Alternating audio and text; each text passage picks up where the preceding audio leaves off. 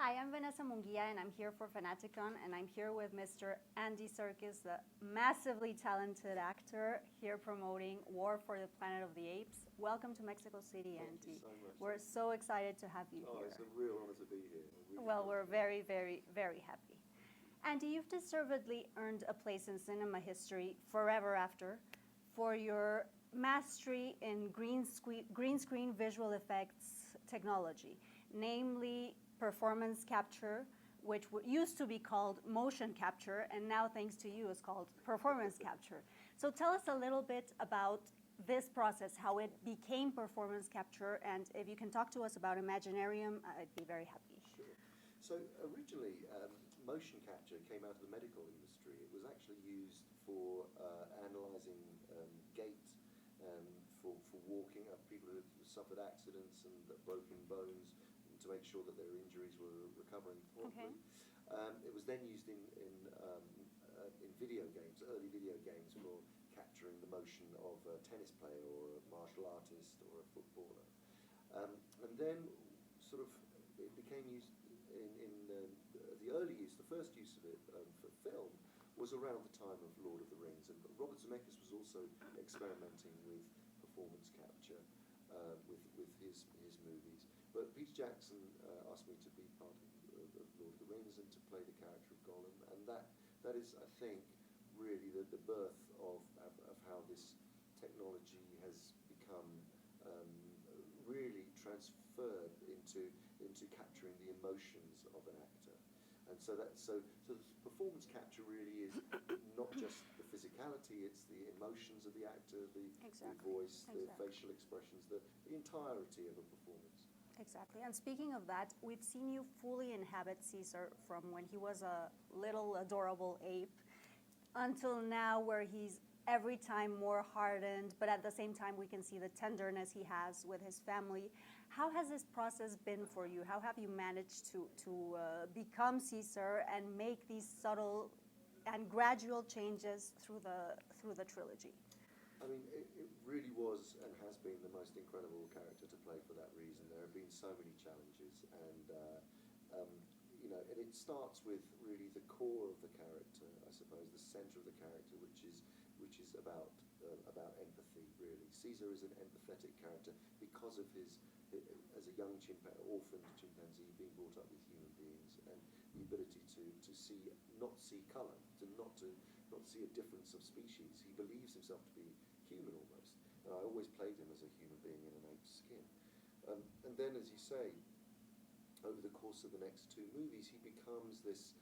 He's not only aging and growing and becoming, he goes from being a young chimpanzee to a revolutionary leader to a father figure to now a leader in time of war, but he's also evolving physically, emotionally, psychologically, and so there were all the way along the journey. There have been very interesting challenges of how he speaks, how he emotionally thinks, how we convey that so that that is still believable and always within the realm of being an ape. But actually, in this film, he's almost the most human-like that he's ever been. And so there have always been challenges in terms of keeping that tightrope, walking on that tightrope to make it believable and emotionally still feel real.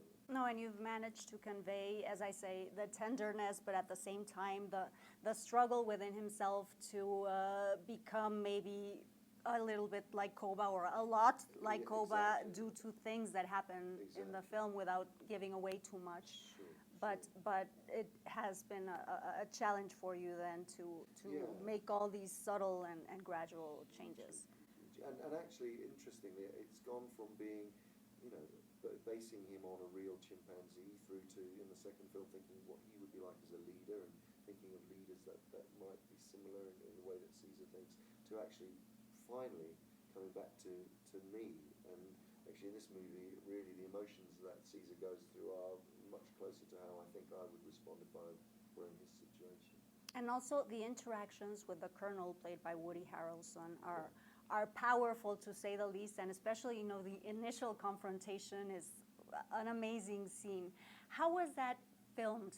Were you actually face to face with Woody Harrelson? How did you manage? Can you talk to us a little bit about how that Sure. came about? I mean, I hope people understand that when every ape in this movie, we were filmed on set over the course of 5 or 6 months on location in the snow, in all of the elements, and there's no disconnect. You're there acting. You're being directed by the director. It's the same process as live action acting, and so that scene, for instance, was Woody was brilliant because the way that he chose to play that character was although he's a very hardcore, brutal leader, he also has suffered personal loss and made personal sacrifices, and so there's this extraordinary kind of fascination with each other and strange understanding. And Caesar, of course, And admiration as yes, well. and admiration, Yes. and from that, it actually helps Caesar to regain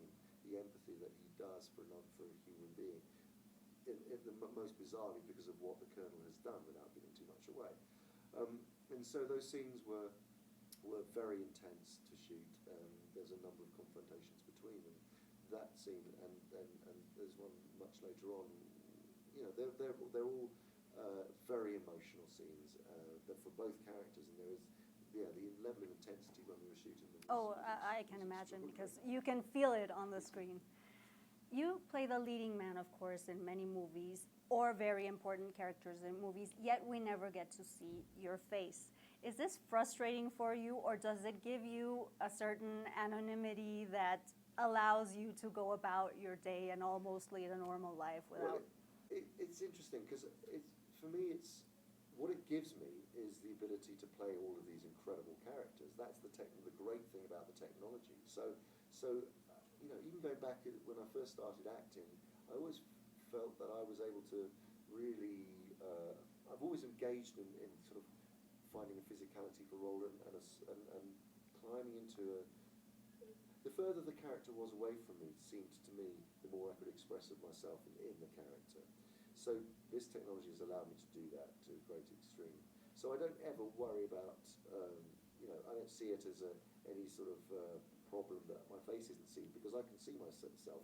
And we can see it in too. all of the characters. Yes, you're absolutely there. But I guess other actors, people say to me, do you think that other actors will like to do performance capture? And I think and do you have to be a special type of actor? And I really don't think you do. Any actor can do it. It's just that you have to not worry about having your face seen. Exactly. You can't Yes, be vague. yes, You can't yes. be vague. Of course, You of can't course, be of vague. course. You have to want to, trust that the manifestation of the character is going to represent the emotions that you've portrayed Okay. whilst you've been acting. Our fanaticons in social media have asked if you could do some voices. I don't know if I'm putting you on the spot here, or you can gift us with that. Okay. Whatever you want. So they are Fanaticon, yeah? Yes. It's a sort of a Comic-Con, but Okay. yes, Okay, great. a And family if I type speak of to them, would you like conventions. me to directly address them? If you can, yes, absolutely. We'd be very happy. Okay, well, I guess if Caesar and Gollum were here, for instance, they would probably, Gollum would speak first because he can't shut up, basically. He speaks a lot. So he would go, Hello, people. Hello, Fanaticon. You are so lovely. What are you talking about, precious? You don't even know them. Yes, I do. They're my friends. and Caesar would then go, why don't you two be quiet for once? Thank you so much. It has been an absolute honor meeting you, and everyone's going to be so happy to see this interview. Thank you for your time.